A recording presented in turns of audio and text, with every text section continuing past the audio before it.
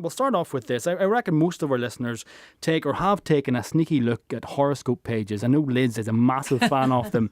Maybe hoping that you'll find that life is going to hugely improve for you and those around you. But what if you really could look into the future, the good, the bad and the awful? Would you want to know, or is it better to be, well, I guess, live in ignorance? It's one of those things, it's hypothetical, Liz, but it's interesting because if you had that insight, would it change your day-to-day behaviour? I think it absolutely would, and I think it might be really helpful in some ways because as you get older, a concept about which you know nothing as yet, Vinny, but you will start thinking to yourself, I wonder how many years I have to make this small amount of money that I've got last, whereas if you knew you've only got a year and a half, you go, wow. But then you're basically, you know when you're going to die, so you know when it's going to end, Robert. So surely then you'll be obsessed with the fact that the clock is ticking. It is for everyone, but you know exactly how long's left. Obviously, it depends on how long you've got. I mean, if I'm told that I've got 2 weeks, I might fall into a bit of despair. If I'm told I've got 30 years, I might forget about it for 20 years and then worry about it. I don't really want to know, though. What age are you? I'm 37. And what age do you hope you'll live to? I don't want to die. I'm hoping we've been promised for the films for decades now that, by the time I get into my old age, we can live forever. I'm still hoping that's going to happen. and Liz, I'll not ask you what age you are, but is there a particular age you'd like to live to? Well, on one occasion, I did go to a kind of a fortune teller type guy. You did not, did you? I'm really surprised at you. Absolutely. No, some people love them, but I just thought I know you were joking when you said that I think about horoscopes, but actually there are some people that I would trust. There's an amazing guy in Dublin that I went to once, and he was the kind of guy that he had a practice of telling the future. And there were days that he went in and he just, he didn't make appointments. There would be a waiting room full of people who wanted to talk to him, and he would say, sorry, don't have the energy today, don't feel it. And he actually told me an age at which I would die. Really? He did, yeah. Now I'm interested because this is now we're getting pretty serious. Yeah. So what age did he say? He said 76. And how did you feel about that? At the time, being younger, I thought, oh, wow, that's, as Robert said, that's years away. I don't even have to think about that, but it has come to my mind more recently. And I think it's quite good. I don't want to be like, the oldest man in the world in China who's now 112, Really? Yeah. But surely, given that you were 76 3 years ago, does that not... Oh, hilarious, Vinny. Hilarious. So I just add at this point, I am a 60-something, not a 70-something. Can I say, just touching on something that Liz said, I think we can be quite flippant about life to an extent. When you're younger, you think you're going to live forever, Robert, which I think you were alluding to as well. But Robert thinks he's going to live forever. Yeah. No, I hope I'm going to live forever. Yes. That's different. Yes, and I'm sure it will happen. Wink, wink. Liz, don't look at him directly. But sometimes I think we don't put enough of effort into our lives because we're so distracted by small things that don't really matter, and we get so distracted we think they are important. And if you did know when it was all going to end for you, that would all be out the window, surely, and you would live every moment as well as you could, which is what we should be doing anyway. I don't necessarily think that we would. I think we'd like to think that we might. I think we might get more selfish in terms of what we do. I know there's this idea that maybe if we knew that we were going to live for so long, we'd do far more nice things for other people. And would you not? I'm not convinced that I would. I'm not convinced that most people would. I had a friend of mine who passed away a couple of weeks ago, and I mean, even just him going has kind of made me rethink things in terms of this, in terms of, I never thought I'd see him as an old man, but I mean, he went earlier than I expected him to. And do you think that make you, as a result, maybe more selfish because you thought, we're not here forever, we're not promised anything? I certainly think it has made me aware that I'm wasting a lot of my life, with the exception of this recording today. I think it was interesting when Bowie died, then Sting was speaking about him after he had died and said, you know, until David Bowie died, none of us thought that we would die, you know, because you just thought you were some kind of a star and that didn't apply to you, you know. And I think that Bowie did a very, very interesting and beautiful thing, which was that he went to live in New York. He was able to live a relatively normal life. He knew that he was very ill, but he didn't share that, you know, and he didn't make a deal out of it. I think it made him kind of less selfish. It should make you less selfish, Robert, not more selfish, surely. Well, I mean, Bowie's a really good example because when Bowie knew that he wasn't well, I mean, he threw himself into his work. He created more things, you know. But is that necessarily the right way to go? Because quite often work is a distraction. We have to do it to pay our bills and it can fill your life. But if you have nothing outside of work, then your life, is it not a bit hollow? I don't know. I think people in the arts live in a different plane of existence anyway. You know, we have a very different outlook in terms of what is an acceptable use of our time and how that we give. And actually, his work wasn't, you know, it was something that gave to other people. It's something that gave them entertainment, it gave them satisfaction. And it's something that, you know, I mean, I went to watch his musical over in London. I went to listen to the albums and things. You know, he's someone whose work did touch me. And the fact that he didn't give up in the face of all that right up until the point where he's dying, you know, he's literally still pushing and trying to do something. And I think it's for himself as much as anything else. So I think the thing is, live for yourself and live for other people. But, you know, you have to make sure that you are not wasting.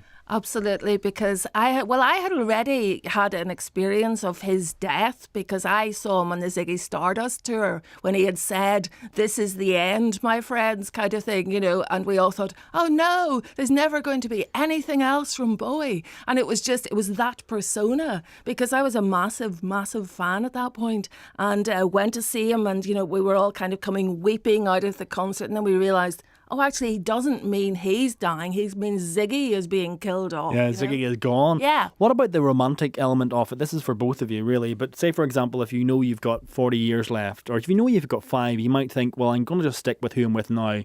But if you're told you've got 40, you might, and we'll touch on this later on, you might think, well, there's plenty of time for round 2 or round 3 or whatever. I'm going to move on. I suppose quite possibly. I'm a single man at the moment, so it gives me the hope that if I've got 20 years, I might find somebody to spend some of those years with. If I'm told I've got 2 weeks, well, Tinder's going to be on fire for the next couple of days. Liz? That's a frightening prospect, really. I think there's nothing more beautiful than seeing older people walking around hand in hand who have been together for a huge number of years. And I just think there are different sorts of relationships. There's the mad, crazy, you know, I'm in love sort of thing of our youth. There's a more steady thing maybe that happens. And then maybe there's another mad, crazy, I'm in love thing once we get a little bit older. Yeah, I think that there is. I think there is. And I should say as well, that because I know you said you were single, Robert, I'm not. And it's not like I'm suggesting maybe I am on the outlook, because I'm not, and that would get me into a lot of trouble.